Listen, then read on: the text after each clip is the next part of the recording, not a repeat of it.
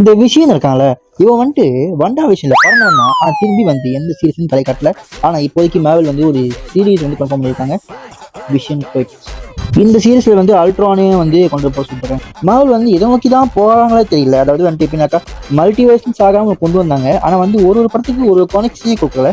காங்கனும் ஒருத்தன் கொண்டு வந்தாங்க. ஆனால் கடைசியாக வந்து அவர் யாரோ ஒரு கேர்ள் ஃப்ரெண்டையே அடிச்சிட்டாரு சொல்லிட்டு அவர் மேலே கேஸ் போட்டு கடைசியாக வந்து அவரையே தூக்கிட்டாங்க. ஆனால் வந்து இப்போ அவர் இடத்துக்கு தான் வந்து ஐமன் டோம், டாக்டர் டோம் அவர் வந்திருந்தார். தெரில அன்றைக்குமா வந்து இவங்க எப்படி கொண்டு வைப்பான்னு தெரில. ஆனால் விஷயம் மாதிரி ஒரு தேவையில்லாத ஒரு கேரக்டருக்குலாம் வந்து தேவையில்லாத கேரக்டர் சொல்ல முடியாது. அது ஒரு மெயின் கேரக்டர் கிடையாது. பார்க்க போனால் வந்து இன்ஃபினிட்டி வார்லேயே வந்து விஷயனோட கதை முடிஞ்சிருச்சு சொல்ல போனால்.